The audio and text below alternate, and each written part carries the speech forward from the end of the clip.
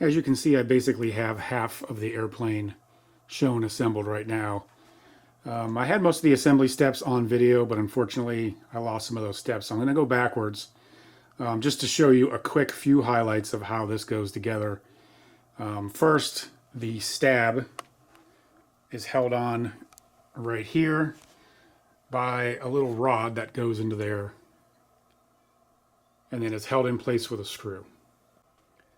Once the rod is screwed into place here, then the stab goes on that rod right here with the hole, and the stab is held in place with this basically wheel collar and set screw. Once the stab is put on, then this control linkage is inserted into the servo, and then this ball is put on the ball link here and snapped into place. The fins and rudders are one piece. They basically push into slots that are on the fuselage right here, here, and they're held into place on the side with two screws. Cool thing to note is that the servo, right here, the servo connector, is mounted in the fin and then just pushes right down and connects here onto the fuselage. Once the servo connector is aligned with the connector on the fuselage, and the two little pockets are aligned up with the fin and pushed onto the fuselage, then two screws are added here and here to hold the fin on. So here the screws have been added to hold on the fin and rudder, and we're going to move on to the wing next. So the wing simply slides onto the wing tube. But a cool thing here to note is there is the connector from the servo that slides into the receptacle on the wing. So that just plugs into the wing here. That includes on this connector the aileron, servo, and also the light on the end. So that just plugs in right into the side of the fuse, and then it goes into a pocket on the wing, and then the wing is pushed on and held in place with screws on the bottom. Alright, so here's the wing on now, and it goes into place really easily. It just slides on the wing tube, and again the two screws hold it in on the bottom.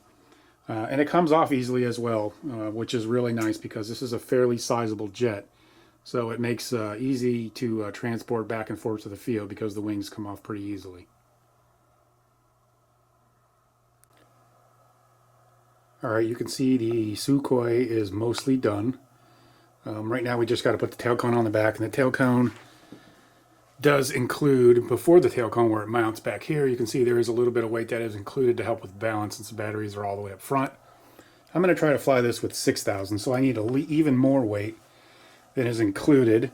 And what I've done is I've added some weight to the tail cone. I've hollowed out the back end, put some weight in there, and now we're going to weigh it so I can show you exactly how much weight I've added. So the whole tail cone now weighs 5.6 ounces. And we're going to glue this on the back here in a minute, and hopefully we have a much better balancing airplane. Usually don't like to add weight, but I think in this circumstance I'd rather have the little bit of extra weight than the short flight times that I would get if I flew with lighter packs with less capacity. I've already mentioned before how the tail cone goes on, and of course I showed you how I modified it to add weight in there. Basically the last thing we got to do now is to put on the ventral fins, and they slide into slots right here under the fuselage. So putting the ventral fins on is just simply aligning the tabs on the fuselage with the tabs on the ventral fin and then sliding it back into place so it locks. Alright, we got the SU-27 together. Let's go ahead and drop the gear. Gear down.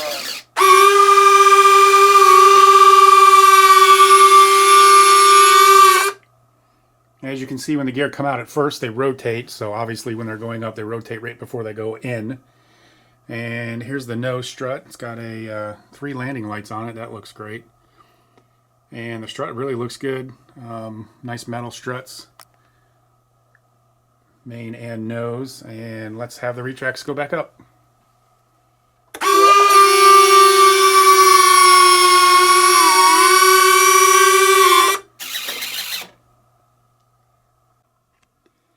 So I've done something a little different with the SU-27. I have a couple of different mixes in here, and let me show you the first mix that we have. The first mix is just the standard mix where we have ailerons and elevator. And then I have another mix, which is my half flap mix, so the flaps come down half. And as you can see now, I have some aileron and some taileron control, and also still have full elevator. And then the last mix I have flaps full is with the flaps full. I have the ailerons as flaps now, full flaps, and then the stabs are full tailerons and elevator, and there are no aileron mixed, as you can see with the ailerons. They're just full flaps. So I've done this mix in the transmitter, and again, I have a Jetty transmitter, so I can show you real quick. In the page here, we've got a aileron differential mix, which has it split for separate modes, and you can see the difference here when I kind of move this. Half. That's the half one at the 50%. Flaps up. When I go up, that's the full 100% mode. And let me jump out of here, go back down one more here, go into the elevator, and you can see here the mixes change. Half. Here also, flaps full.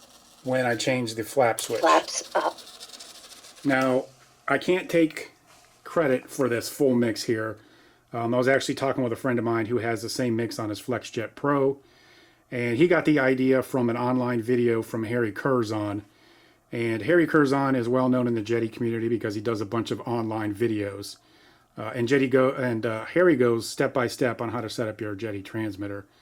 But I would also recommend it for those that don't have Jetty, because you can watch the video and also get some good ideas from that. So I'm going to go ahead and show you exactly here which video it is online that Harry shows how to do this mix.